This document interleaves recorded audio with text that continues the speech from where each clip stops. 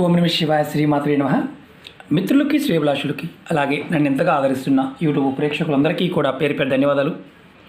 మిత్రులరా, మీ అందరికీ పరాదేవత ఎల్లవెల్లలా మీతో ఉండి మీ మనోవాంఛ నెరవేర్చాలని మనస్ఫూర్తిగా కోరుకుంటున్నాను. ఈరోజు మనం ఒక అద్భుతమైన నీళ్లతో తేలికైన ఉపాయం తెలుసుకుందాం.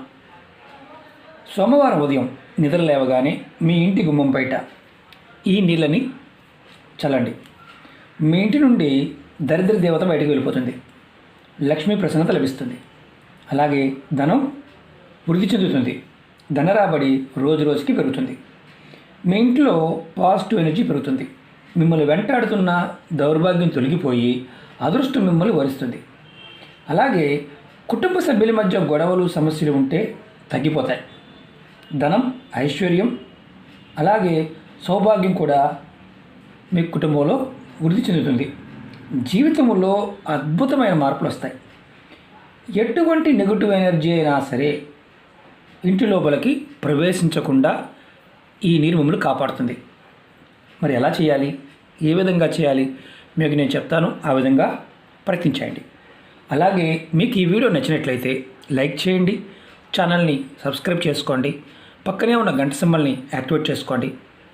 మీకు నచ్చితే 10 మంది మిత్రులకి షేర్ చేయండి. అలాగే చాలామంది మిత్రులు మాకు వీడియోస్ రావడం లేదు గురువుగారు అంటున్నారు.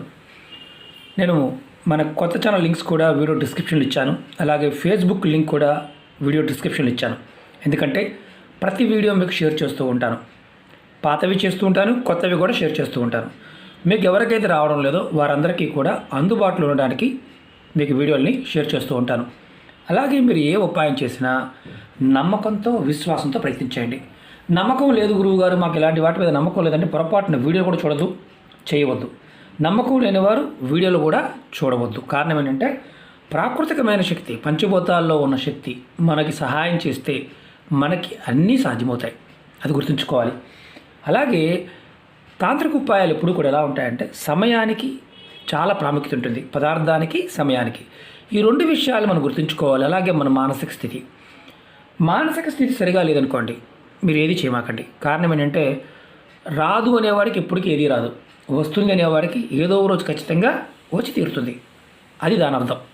అలాగే ఇవి ఖర్చు లేనివి అంటే మనకు మామూలుగా ఖర్చు లేని ఉపాయాలు అంటేనే కొంత అపనమ్మకం ఉంటుంది. కారణం ఏంటంటే డబ్బు ఖర్చుకు బాగా అలవాటు పడిపోయాం కాబట్టి.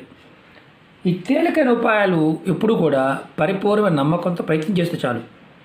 నమ్మకమే దీనికి పెట్టుబడి, అంతకన్నా ఏం లేదు. ఒక్కసారి మనం విశ్వసించి చేస్తే ప్రకృతి మనకు సహాయం చేస్తుంది. అది గుర్తుంచుకోవాలి. అలాగే ఇది చాలా తేలికైన ఖర్చు లేని ఉపాయం కాబట్టి ఈ ఉపాయాన్ని ఏ మతం వారైనా, ఏ జాతి వారైనా, ఏ కులం వారైనా చేయవచ్చు. చాలామందికి ఇది ఒక పిచ్చిలో ఉన్నారు. చాలామంది సనాతన ధర్మం అనేది ఆ ధర్మం నుంచే మిగతావన్నీ వస్తాయి. మతాలన్నీ దాని నుంచి పుట్టినవే. కానీ మనం ఒక దాంట్లో ఇరుక్కుపోతాం, మతం అనే దాంట్లో ఇరుక్కుపోతాం. ఇరుక్కుపోయిన తర్వాత దాని నుంచి బయటికి రాలేం. దాంట్లో కొట్టుకుని పోతూ ఉంటాం, దాన్ని ఎంకరేజ్ చేసే వాళ్ళు చేస్తూ ఉంటారు. ధర్మం అలా కాదు. మన ఋషులు ఏదైతే చెప్పారో జీవన విధానం, ఆ జీవన విధానాన్ని మనం ఎప్పుడైతే వదిలేస్తామో ఆటోమేటిక్గా నష్టపోతాం. అది ఎవరికి లాభం? జీవన విధానం ఆధ్యాత్మికంగా మనలో ఉన్న శక్తిని మనం వదిలేస్తే కొంతమంది దాన్ని లాభాపేక్షతో ముందుకు తీసుకువెళ్తారు. దానిలో ఇరుక్కుపోతాం. అది మత రూపంలో ఉండవచ్చు, ఇంకొక రూపంలో ఉండవచ్చు, ఇంకొక రూపంలో ఉండవచ్చు. కాబట్టి ఎవరైతే చేయగలుగుతారో అందరూ ప్రయత్నించేయండి, నమ్మకంతో ప్రయత్నించేయండి. ఈ ఉపాయాన్ని ఆడవారైనా మగవారైనా చేయవచ్చు. ఆడవారు నెలసరి సమయంలో కూడా చేయవచ్చు. అది గుర్తుంచుకోండి. ఈ ఉపాయాన్ని సోమవారం ఉదయం నిద్ర లేవగానే చేయాలి. ఉపాయానికి కావాల్సింది ఒక రాగి గ్లాసు, కాపర్ గ్లాసు, లోట, చెంబు, అది రాగి పాత్ర అయి ఉండాలి. ఒకవేళ మా ఇంట్లో రాగి పాత్ర లేకపోతే అనుమానం ఉంటుంది కదా, స్టీల్దైనా తీసుకోండి. దాంట్లో కొంచెం పసుపు వేయండి. చిన్న దాంట్లో ఎక్కువ కూడా కాదు, కొద్దిగా పసుపు. తర్వాత పచ్చకర్పూరం లేదా మామూలు కర్పూరం. పచ్చకర్పూరం ఎంతో శక్తివంతమైంది. పచ్చకర్పూరం లేదనుకోండి, మామూలు కర్పూరం వేయండి. కొద్దిగా ఇదిగోండి, ఇలా వేయండి.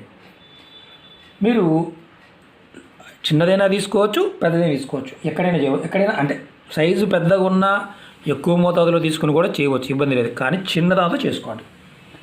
తర్వాత దీనిలో మీరు ఇవన్నీ వేసిన తర్వాత మీరు ఇంటి మెయిన్ గుమ్మం ఉంటుంది కదా బయట, మీ ఇక్కడ మళ్ళీ ఒక అనుమానం ఉంటుంది, స్నానం చేయాలా, బ్రష్ చేయాలా? ఏం అవసరం లేదు, డైరెక్ట్గా చేయటమే. బ్రష్ చేయాల్సిన అవసరం లేదు, స్నానం చేయాల్సిన అవసరం లేదు. మెయిన్ దర్వాజా ఏదైతే ఉంటుందో బయట నీళ్ళు చల్లండి. ఇలా మీరు ప్రతి సోమవారం ఈ ఉపాయం చేయండి. ప్రతి సోమవారం మీకు దరిద్ర దేవత మీ ఇంటి నుండి బయటికి వెళ్ళిపోతుంది. మీరు లేచిన వెంబడే చేయాలి. మగవాళ్ళైనా చేయవచ్చు. మా ఆవిడ పడుకుని ఉందండి, మా పిల్లలు పడుకున్నారు, చేయవచ్చు, ఇబ్బంది లేదు. మా ఇంట్లో అందరూ పడుకున్నారు, నేను చేయవచ్చు, ఇబ్బంది లేదు. మగవారైనా చేయవచ్చు. మీకు ఇలా చేయటం వల్ల ఏమవుతుందంటే లక్ష్మి ఆకర్షింపబడుతుంది. అలాగే మీ ఇంట్లోకి పాజిటివ్ ఎనర్జీ పెరుగుతుంది, మీ ధనం వృద్ధి చెందుతుంది. ఇప్పుడు ఒక విషయం చెప్తాను, ఎందుకు చేయాలి. అసలు విషయం ఏంటంటే ఎందుకు చేయాలి. లక్ష్మీదేవత మనకి ఇంట్లోకి అంటే లక్ష్మీ కుబేరులు మనకి రావాలన్నా చీకట్లో వస్తారు. అంటే లక్ష్మీదేవి చీకట్లో వస్తుంది. అమ్మవారితో పాటు దరిద్ర దేవత కూడా సాయంత్రం సమయంలో వస్తుంది. అంటే సంధి సమయంలో శివభగవానుడు తిరిగిన తర్వాత అమ్మవారు ప్రవేశిస్తారు. ముందుగా అమ్మవారు ఇంట్లోకి వస్తుంది. ఇంట్లో అన్నీ బాగున్నాయి అనుకోండి, అమ్మవారు ఉంటుంది, దరిద్ర దేవత రావడానికి అవకాశం ఉంటుంది.